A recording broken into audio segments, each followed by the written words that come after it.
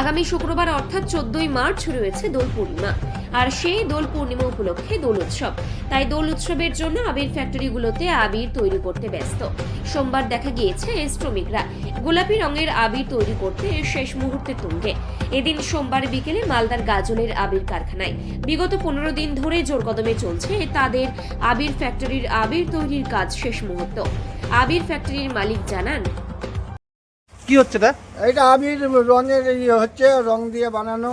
হ্যাঁ, তারপরে কেন?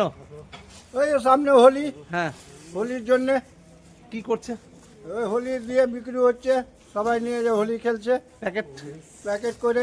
কোথায় নিয়ে যাচ্ছে এগুলা? এটা সব জায়গায় ভিন্ন ভিন্ন জায়গায় যাচ্ছে। কোথায় কোথায় মালদা যাচ্ছে? যাচ্ছে, গঙ্গারামপুর যাচ্ছে, বুনিয়াদপুর যাচ্ছে, বিহার বিহার বিহারেও যাচ্ছে, কাঠিয়ার।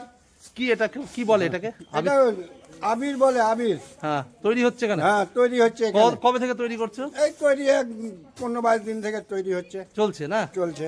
আপনার নাম? আমার নাম নয়। হ্যাঁ, হোলির জন্য কি করছো? হোলির জন্য এখান থেকে আবির নিয়ে যাচ্ছি। কোথায় কোথায় যাচ্ছ? এখন বর্তমানে পাকুয়া যাচ্ছি। তারপর এখন কোথায় কোথায় যায়? মালদা, ইসলামপুর, তারপরে এদিকে বালুরঘাট, বিহার। সব জায়গায় যাচ্ছে। সামনেই হোলি, সামনেই হোলি আসছে, সবার চাহিদা মেটানোর জন্য আবির তৈরি হচ্ছে কারখানা থেকে, সবাই সব জায়গায় যাচ্ছে। ও, এটা কতদিন থেকে বানানো হচ্ছে এটা? হচ্ছে মাসখানিক, স্টার্ট হয়ে গেছে মাসখানিক থেকে। চলছেই, হুম। জোর কদমে চলছে। হুম। এই আবিরগুলো এখন বিভিন্ন জায়গায় চলে যাচ্ছে গাড়ি করে। কি নাম আপনার? আমার নাম দিবাকর। দিবাকর, ঠিক আছে।